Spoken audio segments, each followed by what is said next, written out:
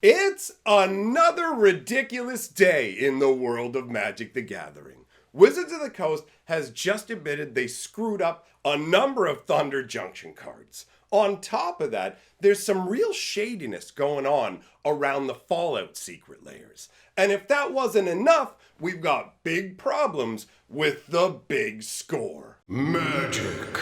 I am a wizard! History. I'm an old wizard! The magic historian. My bones hurt. Greetings! Owners of fine luxury cardboard rectangles, my friends. I hope the day finds you well because we have gathered for a thick installment of Mega Magic News. Wizards of the Coast has been up to a bunch of nonsense, but before we get into that, I just want to let you know something epic.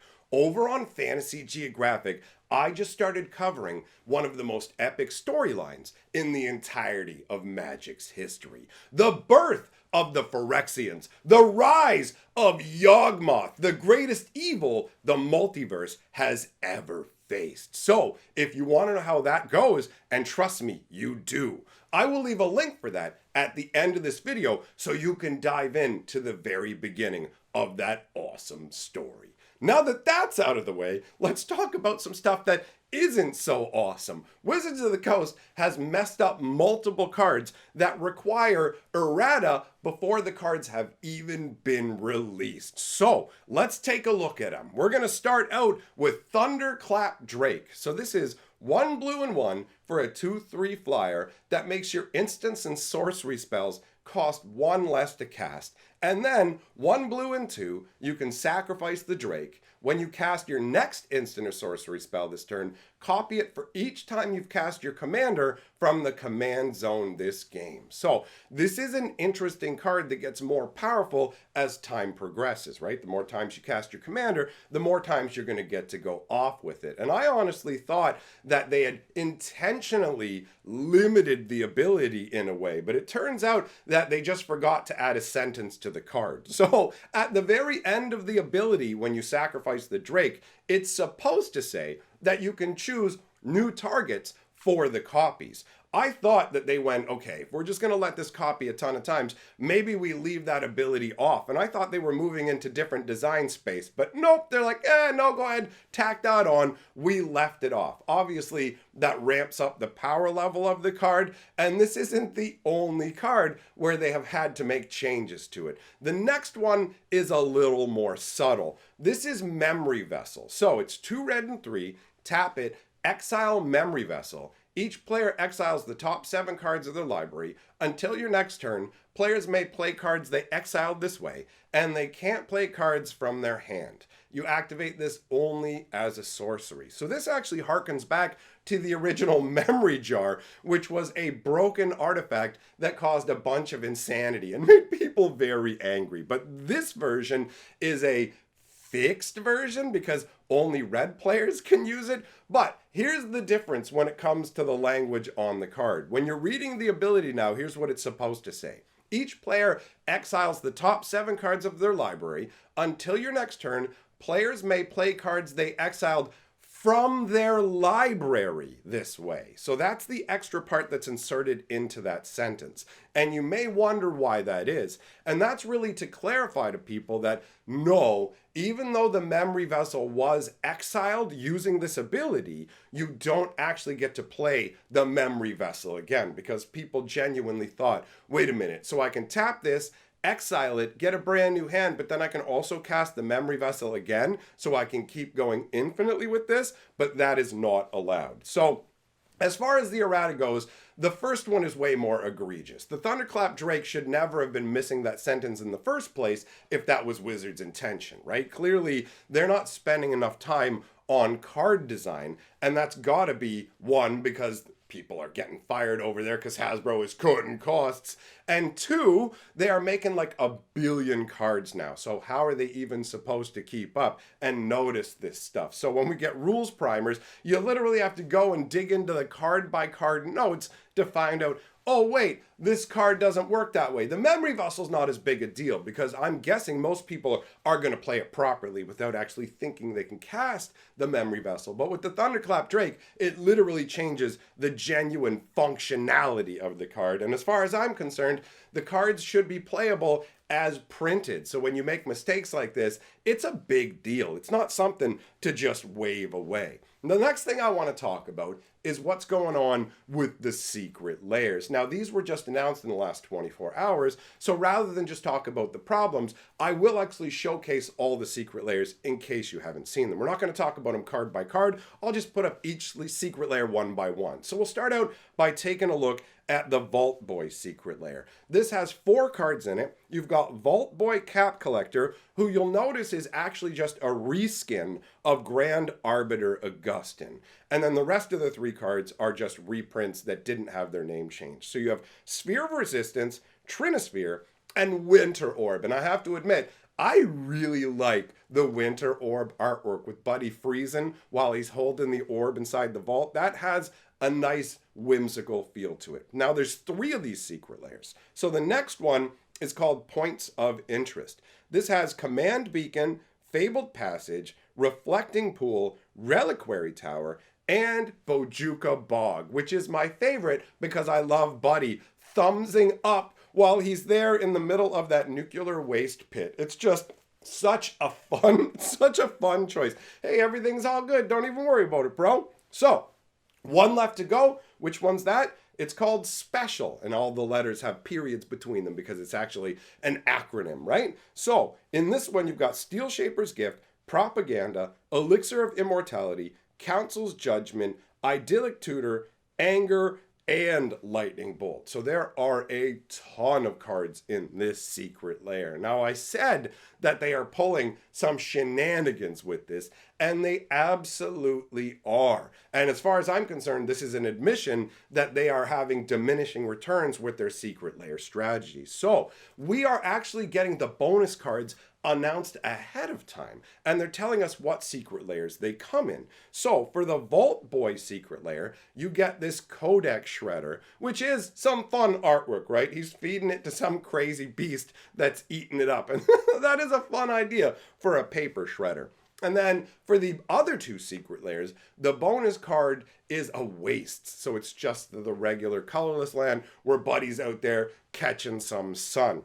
Now, the shadiness comes in the form of they've created a super, ultra, super duper, mega hard to get bonus, ultra, super rare that will show up sometimes in the place of either of those. So they've made a special mana vault that you can get from either secret lair. And it's just like, okay, so how rare are these? How often do they show up? And they're just like, our lips are sealed. So, okay, so you're basically trying to create an extra level of FOMO, fear of missing out, on secret lairs. They already tried to create that. They had the whole secret lairs are only available for a limited time. And then they went, secret lairs can be ordered for this huge window of time. And that didn't turn out the way they wanted it. So now they've turned around and went, oh, so that we can ship it faster, we're limiting the amounts and whatever. But it's an attempt to go, all right, we want you to feel like you're missing out and order it, but we're not actually going to ship it any faster. Sometimes you have to wait months for them to come out. And now this extra layer of, you're going to miss out on the Mana Vault, right? Make sure you get it. Make sure you get it for that bonus Mana Vault card. Maybe you'll get the Mana Vault. Maybe you'll get the Mana Vault. But the odds are very much stacked against you. And this is a sign of desperation. Previously, Wizards got so arrogant with the bonus cards that they were like, check it out. We're just going to make it a basic land, and then maybe you'll get a crazy Persistent Petitioner or something like that, a special sketch Panharmonicon, maybe something along those lines. And then they went, check it out, we're putting slivers as all the bonus cards. And you just looked at it and went, what even is this? And look, some people like slivers. They're cool bonus cards, right? And then they went that sliver thing, we think it went great. So now we're going to do it with elves. And the elf bonus cards, they totally basically destroyed anybody's interest in secret lair bonus cards. They just went, wait, so you're just going to give me a 1/1 for a green and 1 that says I draw a card when it comes out? What is this? And Wizards is like, we want you to be excited about bonus cards, but we don't want you to get good bonus cards because we want those for the secondary market value. So if you could just act like the bonus cards are a big deal, that'd be great for us. And so people just went, no, I don't care about these bonus cards. And they just stopped buying as many secret lairs. So Wizards went, okay, what do we do? What do we do? How do we goose the sales? How do we get people to buy this, right? Well, we'll show them the bonus cards now. Like, this is totally them realizing that, wait, people don't trust our bonus cards to be worth anything. They're not a special selling point anymore. So now they have to go, well, I mean, guys, here's what we're going to give you. This is the one you're going to get. But if you're super lucky, you might get this card. We could have just included it. We're going to charge the same price for all these secret lairs, whether one has 4 cards or 7 cards. So all this secondary market focusing on the price stuff is insane. Wizards of the Coast wants to go, oh, you can sometimes get valuable cards, but you should also buy secret lairs that have like 4 commons in them. Like the Lord of the Rings secret lair, where they're like, it's 2 uncommons and 2 commons. And people are like, the bonus card must be amazing because of it. Maybe they'll put like 1 ring as the bonus card. And then they got the bonus cards and they're like, what? Elf bonus cards? What is this? Like, what's going on? Why are you kidding me? Why aren't we getting a proper bonus card? What is this? So yeah, Wizards runs out in desperation and goes, no, like, cool, check it out. Like, the bonus cards are actually Fallout themed this time. And on top of that, we made an extra super duper rare one. And speaking of extra super duper rare, let's talk about the big score and the big problems that come along with it, because Wizards of the Coast has hosed themselves. The big score, if you don't know what I'm talking about, and you can be forgiven for this, is part of the Outlaws of Thunder Junction set. Wizards of the Coast has crammed like 6 different kinds of cards into this set. If you go to the main website and look at the visual spoiler, you can choose the set drop-down list, and there literally are 6 different categories, because you have the special cards that look like the newspaper stuff, right? Which are a whole bunch of reprints. So that's the reprint sheet where they go, we have all these different ones done in this style. But then there's also the special guests, which are special reprints, which are done in this particular style. And you just go, so wait, you have one list of reprints like this? Yeah, but we also have these 10 ones that we are pretending actually fit into the world, but you can tell are actually set on other worlds. And it's like, okay, but wait, there's more. We have another thing of reprints. And it's like, sorry, what's going on? It's like, yeah, the big score. Okay, why is the big score in here? Well, Wizards of the Coast tried to make Aftermath sets a thing. And if you were lucky enough to miss the Aftermath and you don't know what that is, Aftermath was like 5-card boosters where they got rid of the commons. They went, there's no commons in this set, which makes the uncommons commons. It makes the rares uncommons, and it makes the mythics rares, because that's how it works. You don't just get to dump a rarity and go, it's only uncommon. No, it doesn't work that way. And opening that product was a complete nightmare. Like, for real. You open the packs and you can get 3 copies. You only got 5 cards in a pack, and you get 3 copies of the same card in one pack. Like, bro, it was abysmal to open that stuff. The most unsatisfying, the most unsatisfying Magic product that I've ever opened in the entire 30 years I've been involved with the game, bro. So Aftermath was a nightmare on a level where Wizards went, okay, our attempt to rob people didn't work. And actually, that's going to come back to bite them for the Assassin's Creed situation, because Assassin's Creed was made with the same mentality. 7-card boosters, we don't have commons, but they couldn't make changes to it because that product was too far down the line. But Thunder Junction and its Aftermath set hadn't gotten that far down the process. So they scrambled and went, what do we do? What do we do? What do we do? We will shove the entirety of this Aftermath set into Thunder Junction as a special bonus set, right? But what they did is really scummy. Remember what I said. You have 3 different rarities in these Aftermath style sets: uncommon, rare, and mythic rare, or common, uncommon, and rare, depending on how you want to look at it. So guess what they did with the big score? They said every card is mythic rarity. This is known as complete nonsense. It's a lie. They took the cards that they were going to give us as uncommons and give us as rares, and they have said, yo, these are mythics. And one of the most aggravating things about these Aftermath style sets is they were sold to us as a follow-up to the story, going, the point of these is so that we can give you more story, more flavor, and expand on the world. So the big score was supposed to be, after Oko and the gang managed to bust into the vault, then we get the follow-up set that has all the stuff in the vault. Comes to be in the story, there's only one thing in the vault. There's only a space baby that Jason Vraska abduct. That's it. And then a Cool walks into the vault, lava falls in it, and it flies into outer space. That's the entire story. So you go, well, there must have been more story on the cards because Wizards wouldn't lie to us to try and rob us and sell us 5-card packs with no story, right? There has to be a story. And then you start to look over the cards and you go, that looks like Zakama. Oh, there's an Oltec Matter Weaver inside the vault. This guy from Ixalan, just looking like he's from Ixalan, even calling himself Oltec, is inside the vault. There's literal dinosaurs inside the vault. Like, there's all these disparate elements to the point where actually tonight, what I'm going to be doing over on my other channel, Hatcher, is I'm going to do a live stream where we go through all of the cards from the big score and we see just what kind of a story it tells to see if Wizards of the Coast was lying to us and trying to sell us complete garbage.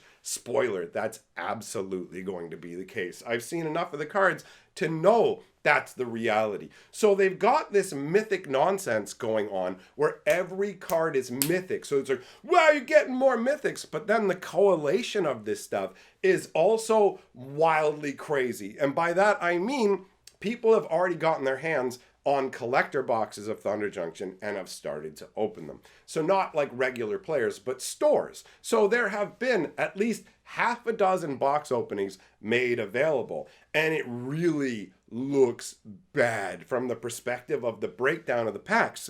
As a collector, buying these collector boosters, you're supposed to get a nice big healthy helping of all the goodness. But it turns out that the big scorecards are super, super rare. You will maybe get one of them in a collector booster. So you got a situation where essentially the way it breaks down is they're going to show up 1 out of every 5 packs in a play booster box.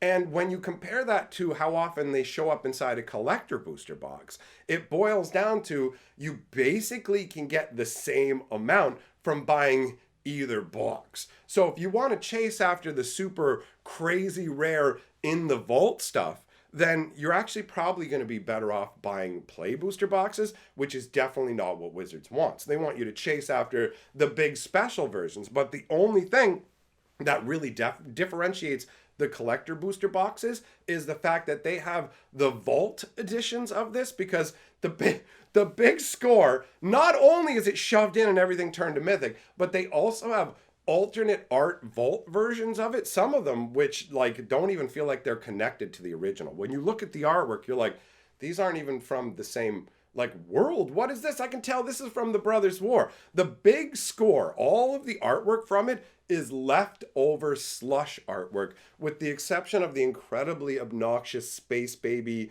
and Jason Vraska stuff, which is slush art for a different story that they were planning, clearly. Whatever it was, we're not going to get the storyline they originally envisioned. What's going on right now is Wizards is clearing out their backlog of all the art that they have shoved in there. So they basically go, inside the vault is all this stuff. And it's like, I thought you said that this was dedicated to the lore. You literally expect us to buy 5-card packs of this stuff, and you didn't put in any, like, the arrogance of Wizards of the Coast to think that they can just put whatever they want into a set and then go, this is a follow-up to the story. Where is there any follow-up at all? The whole Jace Ashiok thing is so forced because they had Jace Ashiok art kicking around, and they just went, you know what? Wouldn't it be really cool if instead of the storylines that we had planned, we just went to Cowboy Land and Jace was like, I was Ashiok, and because that makes perfect sense. It all adds up. None of it makes sense when you connect it to the previous story. So the company is telling us, we're rededicated to the lore in an attempt to get us to buy these sets that are 5 carved off cards. And then when they petulantly go, oh, this product's miserable and nobody will buy it, we got to put the card somewhere, they just shove them into the main set and go, these are all mythic level. And it's like, so let me get this straight. The set that you were going to release that had commons, uncommons, and rares in it is now all mythic rares. Yeah. Okay, so that's why a bunch of these don't feel like mythics or even like rare level. It's this insane manipulation where it's like, look, we're just making it way harder to get the cards now. We're not actually doing this based on anything that makes sense. We're in the new lipstick rarity era where we can put whatever symbol we want on it. Like, In some cases in the past, at least when they made something mythic, it would be like Ristic Studies went from common to mythic level because Wizards of the Coast knows everybody wants the card and they're going to make it harder to get, and in its attempt to just get more money. But making everything mythic from the big score is just an attempt to manipulate you into thinking these cards are better or more epic when they're not mythic. But all that does is devalue the concept of mythic rares. When you create pseudo mythics on such a grand scale, you ultimately destroy the value of all of your mythics. And this is just Wizards' race to the bottom. We've got all kinds of problems with card design.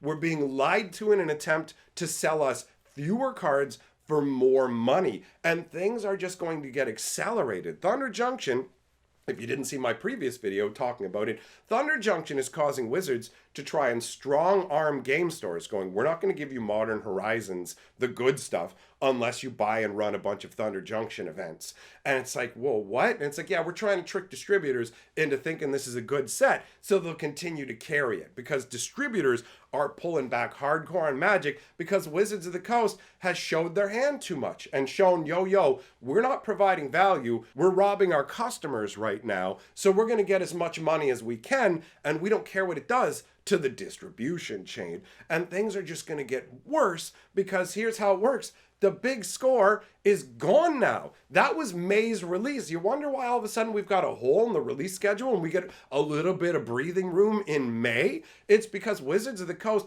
has no other products to shove in there.